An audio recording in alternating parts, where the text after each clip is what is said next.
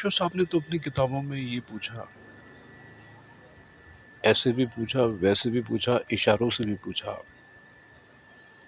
सही में भी पूछा, खामोशी में भी पूछा, क्या पैदा होना और उसके बाद एक मकसद पूरा करना, दूसरा पूरा करना, तीसरा पूरा करना, एक और टारगेट सिर पे, एक और टारगेट सिर के ऊपर, एक और मंजिल, एक और मंजिल।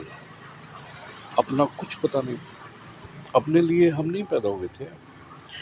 अपने प्लेजर्स के लिए, अपनी अपने ढंग की दुनिया संजोने के लिए क्या हम धरती पे आए ही नहीं थे? क्या हम आए थे सिर्फ सेक्रीफाइसेस करने के लिए?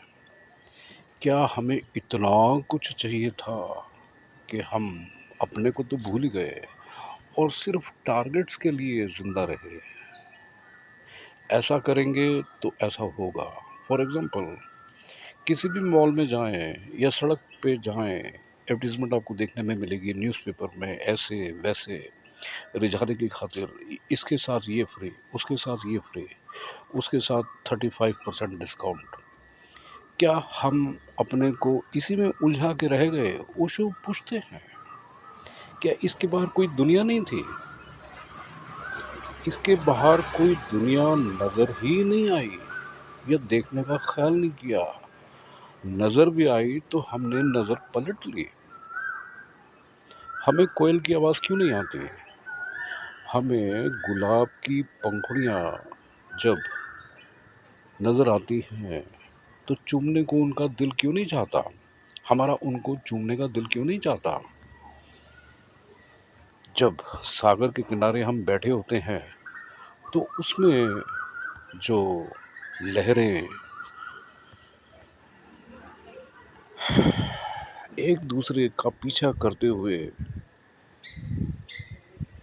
ऊपर से नीचे, नीचे से ऊपर, ऊपर से नीचे खुशियां बिखेरते हुए जाती है, फिर पीछे से एक और लहर आती है,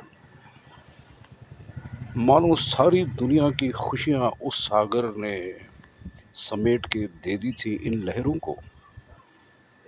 हम लगे हैं मांगने, मांगने, मांगने। ना हमने कभी पेड़ के पीले पत्तों की खूबसूरती को निहारा जब वो 30-40 फीट की ऊंचाई से या 20 फीट की ऊंचाई से नीचे गिर रहा था। वो जो पीला पत्ता गिरा है सूखने के बाद, एंजॉय करके धरती पे जा रहा है, कभी इधर कभी उधर, कभी ऐसे कभी वैसे, और वो धरती में समा जाता है खामोशी से। क्या ये खूबसूरतियाँ हमारे काम की नहीं थी? क्या इसमें जो हमें मेडिटेशन नज़र आया था वो हमारे काम का नहीं था? क्या हमारी सबकॉन्शियसनेस जो है या जो कॉन्शियसनेस है, क्या वो जागृत अवस्था में होते हुए भी हमने उसे सुला के रख दिया है? ओशो साहब के सवालों का जवाब हमें देना तो बनता है, because he came on the earth to give us total peace, total pleasures, total calmness, total happiness, total silent zone. उसका हमने ख्याल ही नहीं किया और हम उलझ के रह गए, उलझ के रह गए। इतना उलझने का ताना बाना बना लिया कि उस उलझने से बाहर आ नहीं पाए। दीवारों के अंदर हमने शांति खोजने की कोशिश की। उन दीवारों के पीछे जाओ, उन दीवारों के पीछे जाओ, अंदर बंद होके रह जाओ, किसी को सुनो, दुखी दुखी दुखी बातें सुनो, तभी सारी प्रक्रियाएं पूरी होती हैं क्या?